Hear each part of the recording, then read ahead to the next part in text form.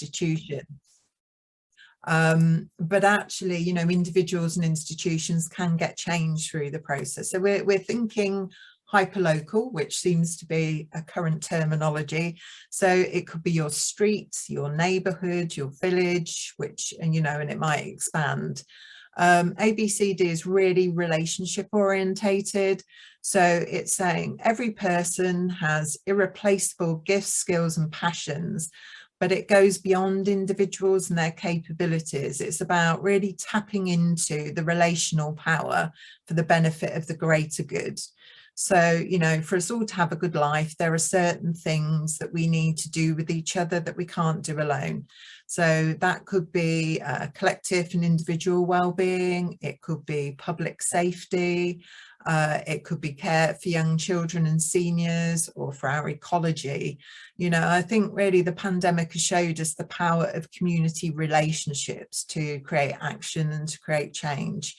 And importantly, you know, success is not measured by the strengths of leaders, but really by the strength and depth and connectivity of its groups and relationships. So relationships really are at the core. And finally, it's inclusion focused. So it's saying, you know, we want to involve everyone in the community, and one or two of you mentioned that earlier, especially those that maybe don't normally have a voice, but also those on the sort of invisible boundaries of your community, if you like, you know, because everybody's got gifts that are needed. So we want everybody to be part of this. So let's just have a quick look at some of the ways in which communities receive support. And this is a tool which you could use to understand what's going on in your community. You can also use it if you're somebody bringing services or support into a community, to question how the balance could be changed.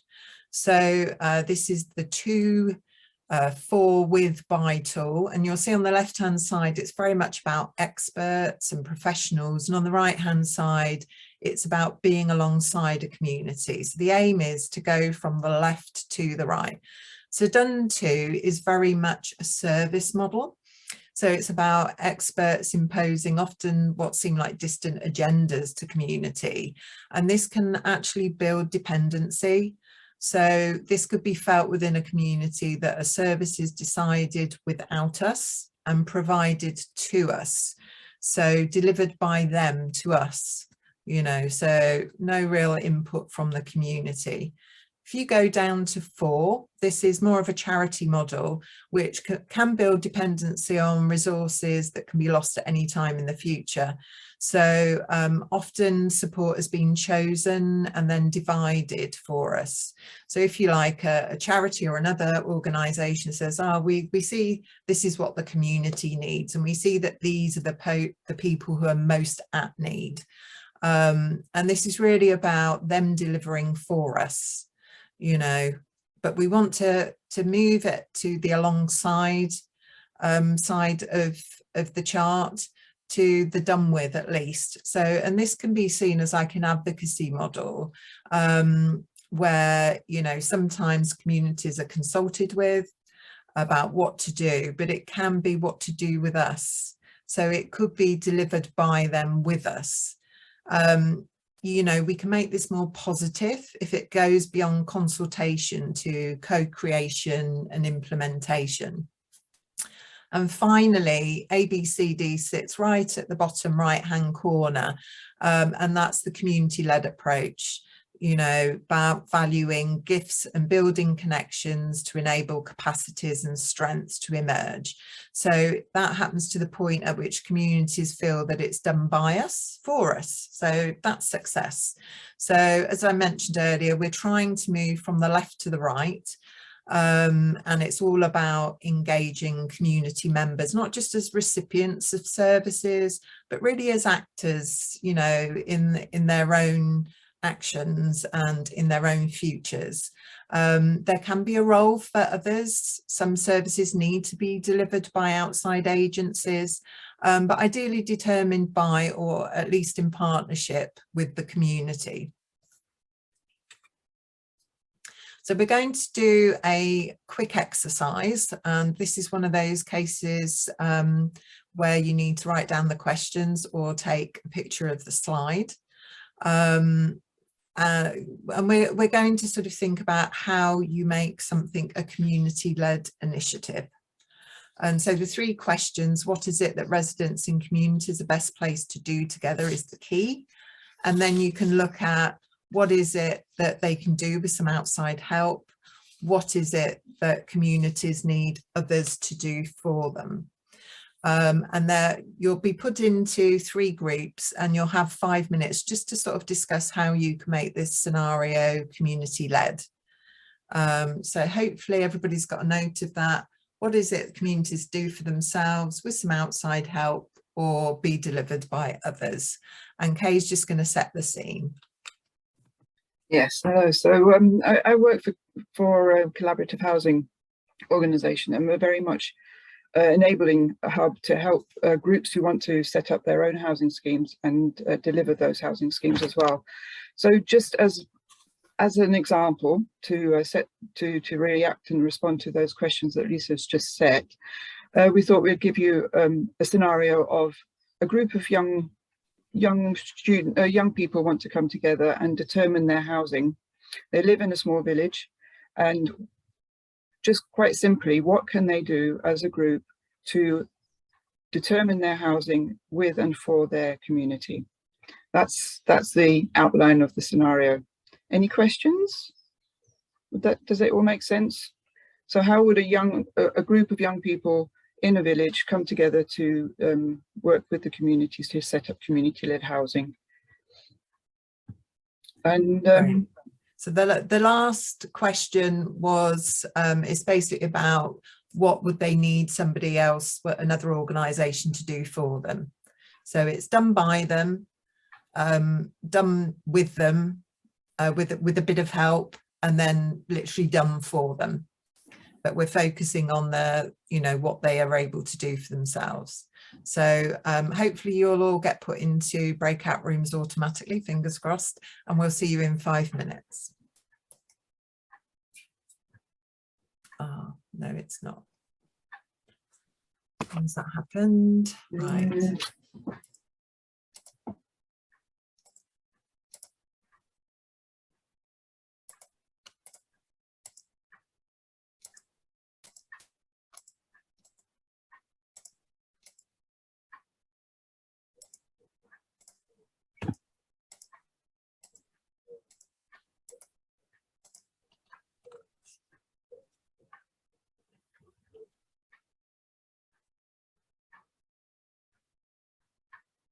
Everyone in the group, yeah. Was there anything difficult about taking a community-led approach? Actually, I'll open it out to all of you. Or was there anything surprising that you found? How was it? Can I contribute something? Yeah, sure, Sue. Rosemary was. I was in group 3. As I have a housing background, I have dealt with a lot of these issues firsthand. A group of young people often are ambitious and want to build their own homes, but the problem is there isn't a site or there might be restrictions and they haven't got much money. So it's such a complex process. We sort of thought that they would need a massive amount of advice.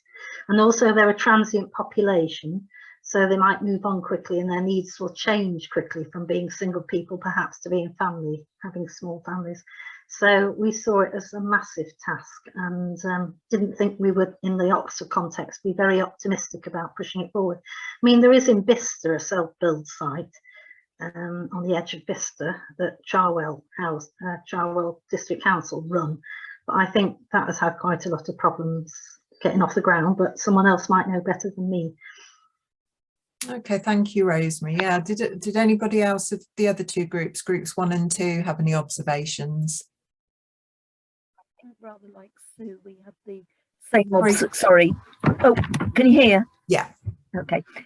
We had the same observation that we thought we would actually possibly consult with them first, find out what they want is the most important thing, but actually to recognise that perhaps what they want, like Sue has said, may not be possible, and we needed to look at, you know, what the realism was on that with regard to asking for a consultation. And somebody mentioned, I think, which was very important, that if it ever got to the stage of the next stage, that perhaps they could actually meet with the developers and people to be able to discuss this. But my experience is the same as Sue's, that it's highly unlikely. So I didn't know if Paula and Michelle wanted to say anything in our group, sorry. Any other comments from the other group? Or was it all sort of quite universally felt it's quite a difficult thing to do as a community? Yeah, we all thought it was pretty well impossible, given the context of the sort of demographic of the young people, areas which vary wildly, as I compared also with where I live compared to Oxfordshire. Very low density of population, but we're in the national park, so we've got regulations for building, etc., as well as commitment for housing, etc., being extremely localized. So if you look at it as you know, an experimental group in a hypothetical situation, it was damn near impossible for us to actually think of anything they could really do other than ask for help and see if it's been done somewhere else successfully, and then seek advice. Okay, yeah, great. You know, sort of getting learning from elsewhere. Maybe Kay, you could just sort of comment a few things about, because Kay does this, you know, how the best way to go about it. Yeah, I'll be really quick because I realise the time, but essentially exactly what you say, people do need a huge amount of advice, and there are now 38 enabling bodies in the UK to enable community-led housing to come forward to give that advice. But what we found when we're working with groups who come to us for advice is that all of the groups have this sense of speaking, you know, speaking to one another, so going outside of themselves to speak to other people rather than trying to do it on themselves. They need to find out their strengths and how to work best to their strengths, and to delegate processes so that they're not all working on one thing and burn out whilst they're doing one thing, but another aspect, for instance, planning, isn't getting looked at all. Things have to run in parallel. So it is about having the advice, it's about grouping with other people and talking to one another to find the advice, finding out who's interested, what resources there are to create a board who can take the project forward and give that support to the group as a whole, and then to facilitate that and to kind of work in groups and have good discussions, building on the strengths of the people in the groups. Right. So it's finding out what the assets are in the groups, which is what we're leading on to next. Right. So that, I mean, that is quite an extreme example of sort of community-led development. It is possible, but we now sort of break it down a bit more and see how to go about it. So I would just so sort of we've thought about that it's community led, and you know, quite often we look at the needs in our communities. So just think about the needs in your communities and the strengths. Just, you don't have to put it in chat, just in your mind, you know, you had some ideas already. Think about 3 needs, 3 strengths in your communities. And then I just want to pose the question, really, how might a community feel if we focus on their needs or deficits? So, or how might a community react if we focus on their strengths or assets? And it's really, if you think about yourself, and if people comment on your weaknesses or your strengths, you know, how would it make you feel or react? And it's just to sort of question yourselves and the focus about how you go about doing things.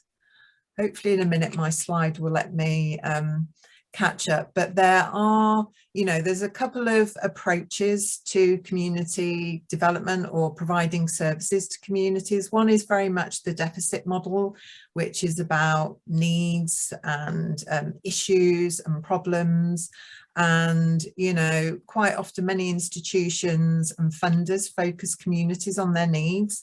And this approach to community development can have negative consequences, you know, because it's about the mindset and how it makes a community feel. Whereas with ABCD, it's all about possibilities, it's about assets, it's about what's there. It's very much a more sort of glass half full rather than a glass half empty. There we go, finally caught up, approach. And it's a lot more positive.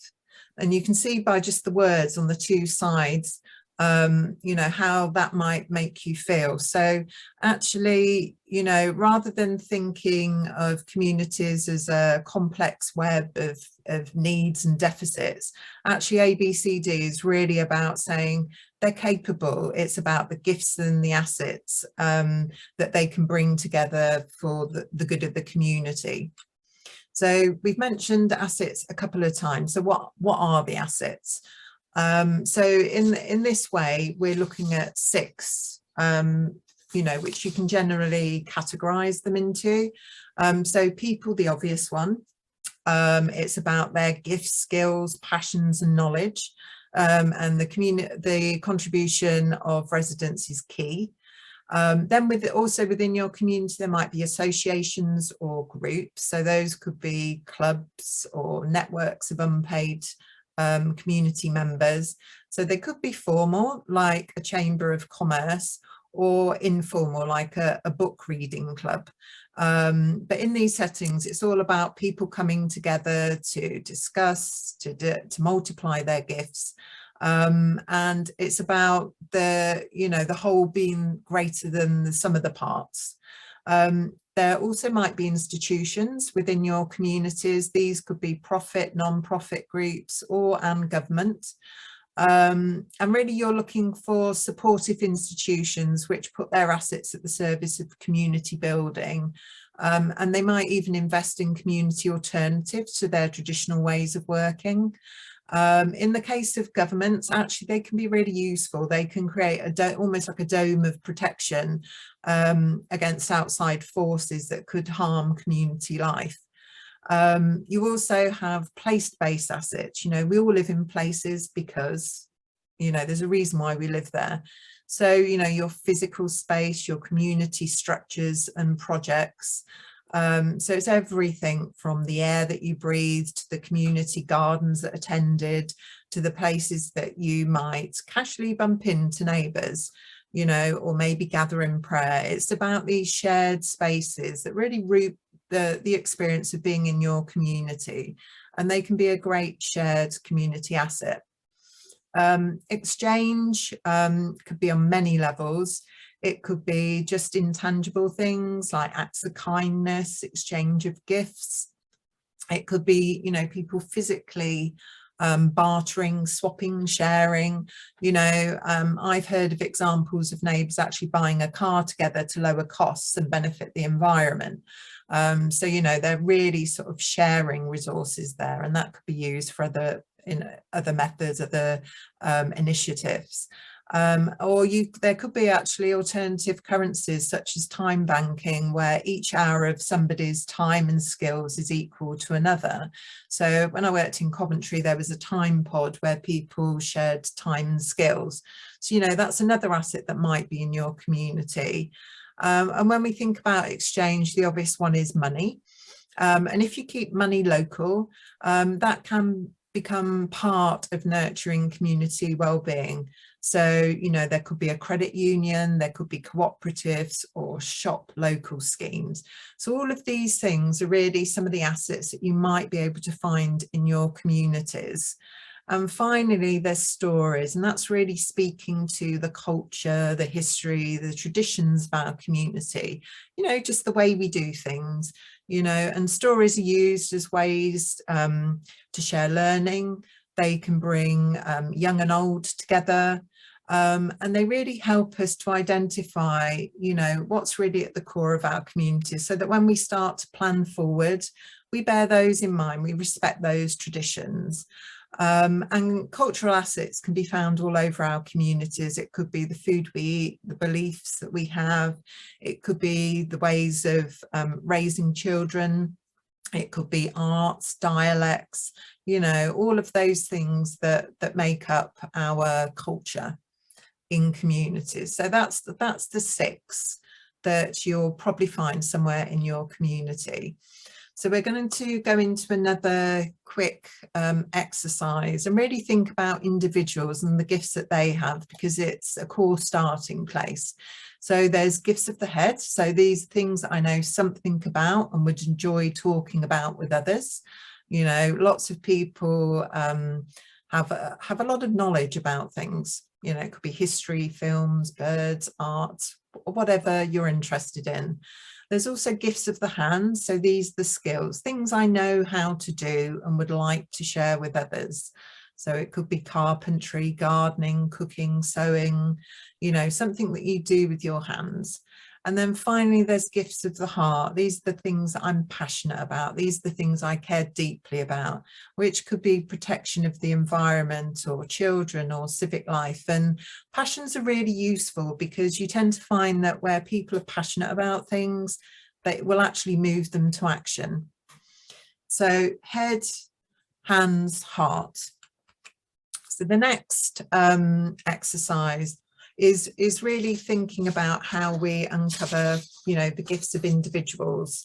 So what we will do is just in pairs, look at these questions, and one person's going to ask the questions about what are you good at, or what do you care about, or what do you know well enough to teach.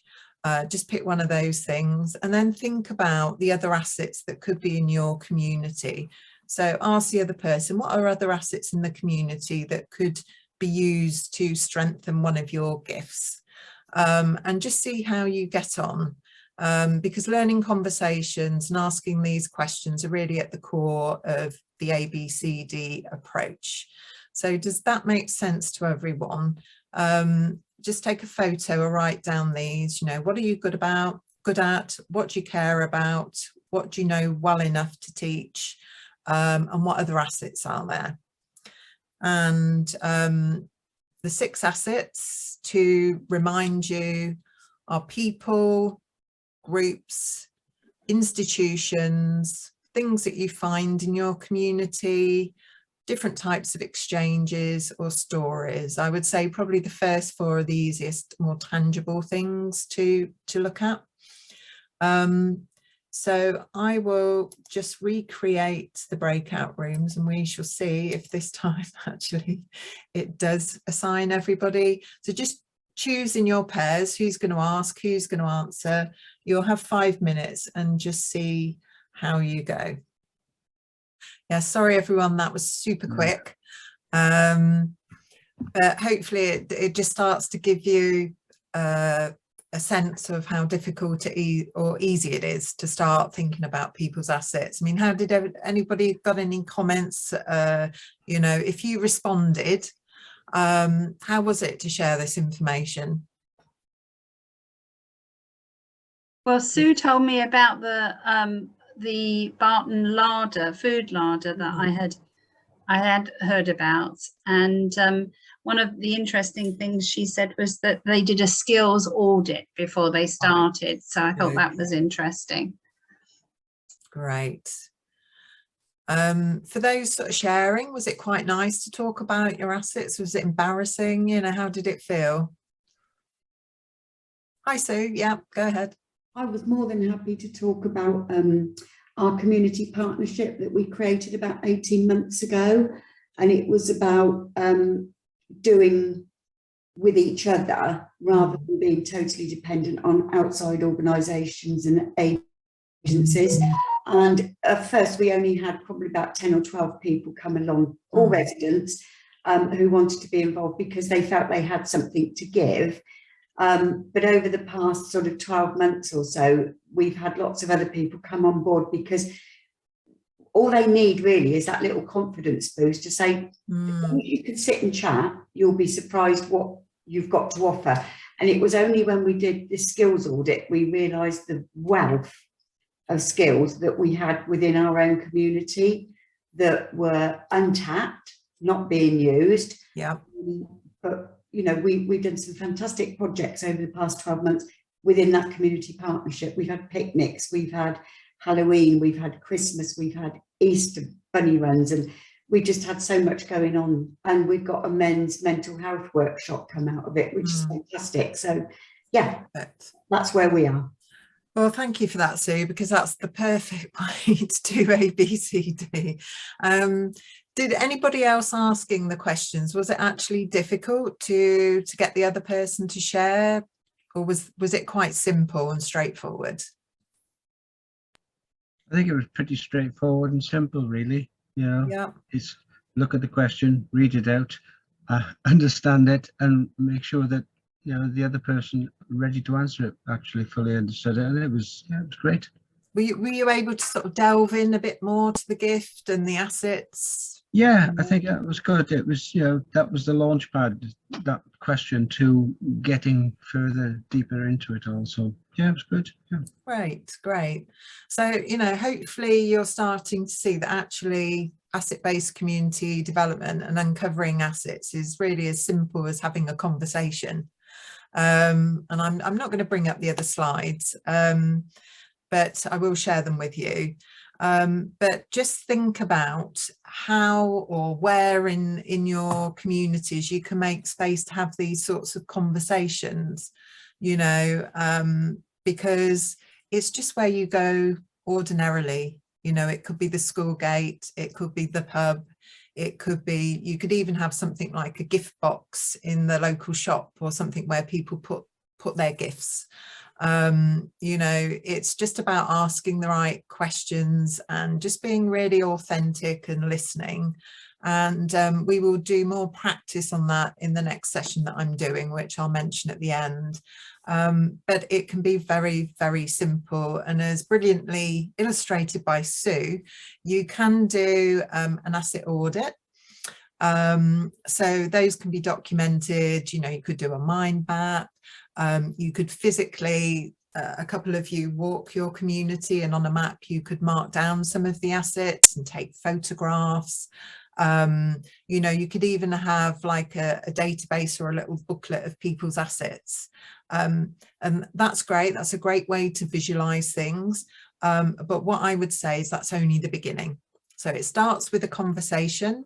It's about understanding what's there, but it's only powerful if you're really using that to connect people together with shared interests or concerns or gifts, and bringing about action. So that's what, you know, ABCD is all about, but it's really a very sort of simple way of just using what's there, looking for the strengths in your communities. So I will also, in the little booklet, we haven't got time to look at, there's some websites, and there's a great little TED talk by Hulbert Street in Australia. And it's so inspiring. So I will put those in the booklet. Very telling that when people visit that street, they say, oh, I wish I lived here. So have a watch to understand why that is. 20 minutes of your time, well worth a watch. And just to sort of really recap back on ABCD, community-led, by the community, for the community. Asset-based, focusing on what's strong, not what's wrong, you know, in the 6 community assets as a starting point.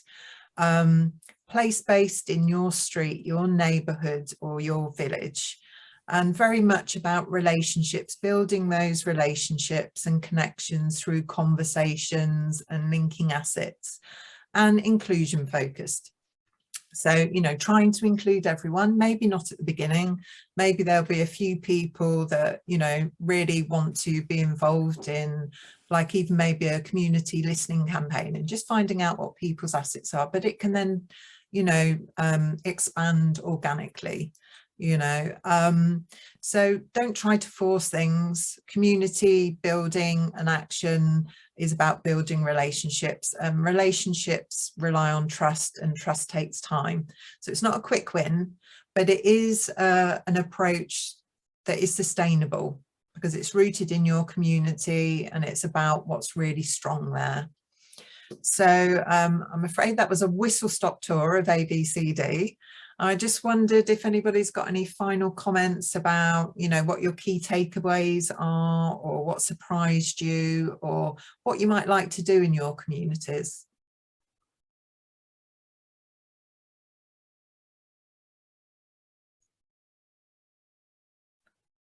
All Yes, I would say is I would encourage anybody to try and set up a community partnership, because hopefully, like us, you'll be pleasantly surprised at just what surrounds you and what you can do for your community as a group.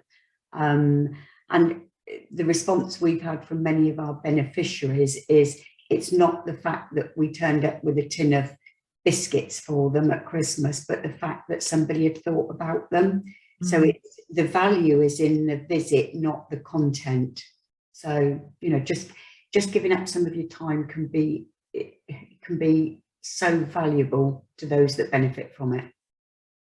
Great, thank you, Sue. Yeah, I was recently doing some research and I went and spoke to young people, and actually just the process of speaking to and listening to them was really valuable for them, because they felt unheard, and therefore they felt isolated. So, you know, just having conversations with people is so valuable, and you just don't know where it might lead you. You know, that's as simple as where it starts, you know, using this type of approach. So I would really encourage you to start having those conversations. So I'm running another session on the 4th of April. And what we're going to do in that is really look at the skills of active listening and the types of questions that we can ask to really start to unpack assets and really start to build relationships. So we'll have a little bit more time to think about that, and also, you know, where are those spaces in your community that you could do that, and you know, how would you go about it? So again, it will just be an hour, so it will be quick fire, but hopefully it will just give you a bit more time to think about the questioning, the conversational piece. So I hope that was useful, just to start you to think in a different way, or to sort of show how straightforward it actually can be. I will send round the information and the recording as soon as I can get it processed. I will also send the link to the other session. Please do sign up. There are still places left, and we would love to see you. And yeah, have a lovely day. I think it's nice and sunny, so hopefully we all can get out for a little bit of a walk and enjoy the sunshine. So thank you so much everyone for joining us.